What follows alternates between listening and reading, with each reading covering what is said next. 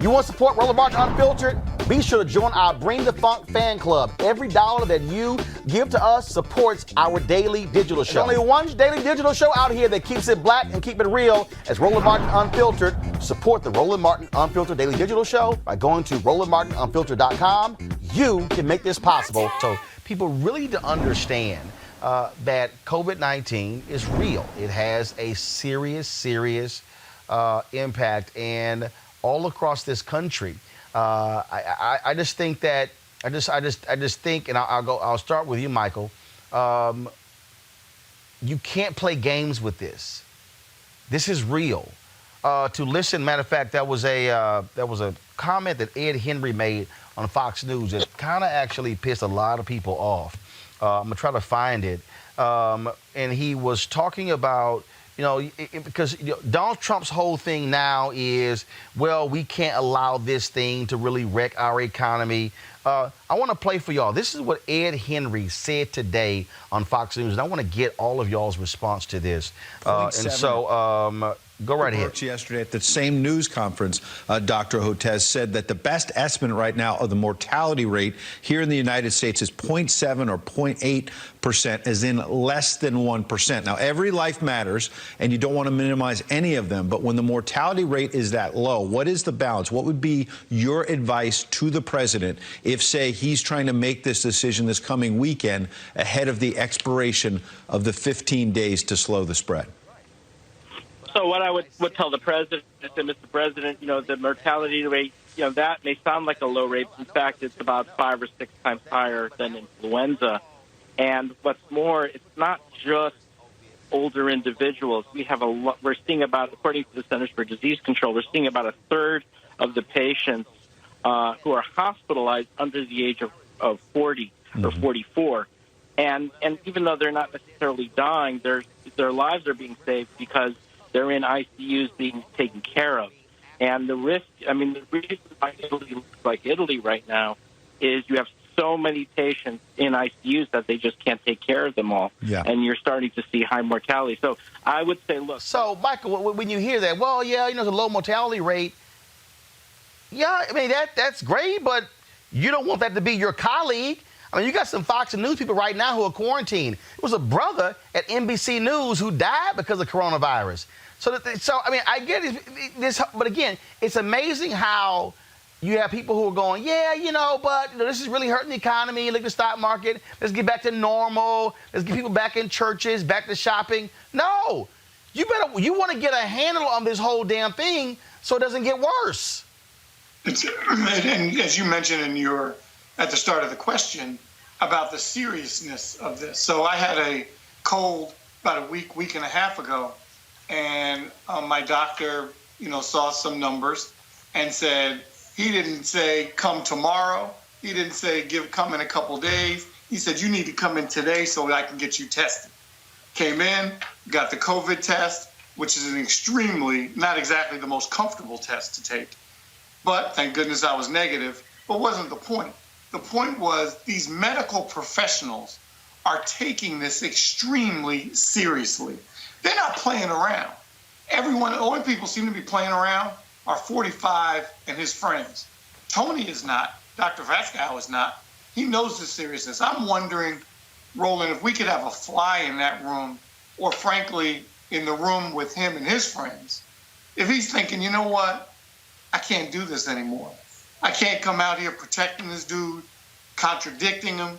I don't want to do it. He doesn't know what he's doing because he's got to be thinking that. I could be wrong. I have no idea. But the professionals, the scientists, don't seem to have the voice they should have. This administration, keep in mind, he also cut the pandemic office from the National Security Council. Malik, the greatest mistake we could make is to cut the response short to try to get back to normalcy and this thing spiral out of control. If the experts, again, this is very simple here. If you've got a problem with your car, a problem with your heart, and let's say a problem with your brain, You don't go to the car mechanic to fix your brain problem. And you don't go to the heart surgeon to fix your brain problem. And you don't go to the brain surgeon to fix your car problem. How hard is it to let the health experts do what they do? I don't think it's hard at all. And I think you said the gentleman's name was Ed Henry. What Ed Henry said was pretty much a repeat of what the federal government officials have been saying as far as the projections. No. He wasn't speaking just about the projections, Malik. What he was talking about is, well, we got to sort of have this balance between these deaths and the economy. That's pretty. That's what the health experts are saying we cannot do by playing games with trying to stop or curtail the shutdown and the distancing, because they said the health experts are saying, Malik, we don't have this thing under control. Yeah, so I think there are two different discussions there. So there is a discussion to be had about what is the reason. Of course, no death is good, but what is a reasonable threshold for deaths where we can say that, okay, well, maybe we have this under control? There doesn't. How about no deaths? But we're talking about a reasonable threshold. When organizations or scientists or governments or whatever, when they're studying this is exactly what we were talking about, what happened in China. When they get to a reasonable threshold, then we can have a conversation about, is this too low or this Malik, this is the reasonable threshold. Are you seeing a decrease in new cases today from yesterday? That is also part of a reasonable threshold.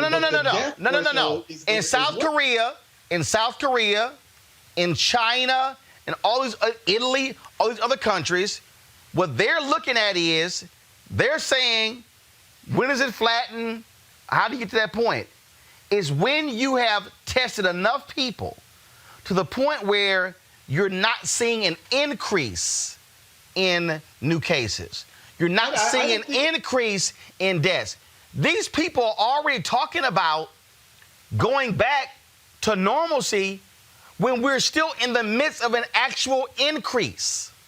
Well, we literally talk about the death toll that this has taken every day. So I don't think it's so out of bounds to have a conversation about what, as far as a scientist is concerned, the medical experts, is there anything that they look at as a reasonable threshold where we can say where the deaths are not spiraling out of control? There was a second point that you made about the economy, which, and it's not a comfortable conversation to have, but we do also have to be concerned about the economy, because it's not just people are losing their jobs. There are many people, like I'm sure those of us who are, on this panel now, who've invested in the stock market, where we need to be concerned about the economy. So I think that there is a balancing act that the government, that businesses even must take when they're saying, okay, well, how long can we afford to stay closed? And you were talking about as far as what the president can do. The president can't do anything but say, well, we're no longer under this 15-day self-quarantine. That's the only thing that the president can do as far as the national economy. He can't open back up the economy. As you said, that's something that governors and state leaders are doing. So the only thing that the president... Kelly, here's what's stunning to me. Here's what's stunning to me in all of this. Does Donald Trump actually think that businesses and employees are going to be perfectly fine with, okay, sure. Yeah, you know what? We're going to go ahead and go to that church and sit next to 500 people. Sure. We're going to go back going into stores. Sure, we're going to pack buses and subways. Sure, we're going to do all of that. We're going to do all of those things because Donald Trump says he's in his gut, things are getting better. No, Kelly. The reality is when you have a pandemic, you do not listen to political people. You listen to the experts, the health experts whose job is to ensure this does not get worse. Not only that, but it is really frustrating to me how these political experts, Donald Trump specifically, and his cronies, will bifurcate the person from the position. So you want people to have jobs, and you want people working, and you want people doing this and that, and going to church or whatever, and stimulating the economy. Well, what actually does it? It's not a coffee person. It's not a banker. It is a human being. Human beings get sick. That is the whole point of this. Human beings need to stay home. Human beings need to get better. Human beings are dying because of this pandemic. And the economy will be fine. You understand? Anything non-human related will be okay because it doesn't matter. It does not matter. People are dying. We need to take care of people first so that the non-human related entities and processes can go forward. But you can't have an economy without people. You can't have a business without people in them. Corporations, no matter what the Supreme Court says, they are not people. You need people to run those corporations. But if those people running the corporations are dying because of a pandemic, because our president is saying, "Oh, it's not that big of a deal," we have a problem. Look, you got dumbass Jerry Falwell Jr., who is literally saying, Liberty University students, come on back to school. Does that make sense? God's going to take care of you at a university. Does that make sense, Malik? No, I don't think that that's something. I'm actually surprised. I guess maybe is that South Carolina, North Carolina? I can't remember. Hell no, that's Virginia. That's Virginia, Lynchburg, Virginia. Well, yeah. Well, I'm actually surprised that he's even able to do that because, again, we have to. I get what you all. No. Hold up. He's able to do it. The governor of Virginia does not have a shelter in place. Okay, yeah, so that's what I was actually getting ready to say. But, the fact that Virginia itself does not have a shelter in place, other places around the country, whether it's Maryland, whether it's Illinois, other places around the country have the shelter in place. Well, only about 20 states. First of all, so he shouldn't be able, I don't think that he should be able to keep the school open, considering what we've been talking about as far as just how contagious this is. Yeah, so Malik, he's a white conservative evangelical, and he's saying the Lord will provide. The Lord will protect. The white evangelical versus black evangelical, I don't think that it has to be any type of racial component. He's an evangelical. No, hold up, Malik. Black evangelical churches are closed. Black evangelicals know what's going on. Well, I don't know how many actually. I don't know how many black evangelicals founded a school. So are you saying that black? That's irrelevant. What the hell? What the hell are you talking about? You just said black evangelicals. We're talking about someone keeping a school open. No, hold on. Malik, white conservative evangelicals have a different view of this. You had the pastor down in Arkansas who said that his supporters didn't believe coronavirus were real, and they will be willing to lick the floor in order to prove it. And that's something ridiculous. But I don't think that this has to be a white evangelical conversation. But guess what? I don't think that this has to be a white evangelical White conservative evangelicals are Trump's biggest supporters. And this whole deal with Trump by saying, hey, let's open everything by Easter, that's who he's appealing to. We know what that game is. There are lots of other people than white evangelicals who look forward to Easter Sunday. No. We ain't looking forward to getting infected. Well, no, we're not. And that's what I'm saying. Malik, white conservative evangelicals, Malik, this is real simple. White conservative evangelicals will be absolutely crazy if they go to school, Liberty University, and you show up and thousands of people on campus, and then you have no campus-wide testing. I would say tell Jerry Falwell Jr. he is out of his damn mind, and I'll see you next semester. All right, folks, back to our Roadmark Unfiltered video in just 1 one moment. All right, so a lot of y'all are always asking me about some of the pocket squares that I wear. Now, Robert don't have one on. Now, I don't particularly like the white pocket squares. I don't like even the silk ones. And so I was reading GQ magazine a number of years ago, and I saw this guy who had this pocket square here, and it looks like a flower. This is called a shibori pocket square. This is how the Japanese manipulate the fabric to create this sort of flower effect. So I'm going to take it out and then place it in my hand so you see what it looks like. And I said, man, this is pretty cool. And so I tracked down, it took me a year to find a company that did it.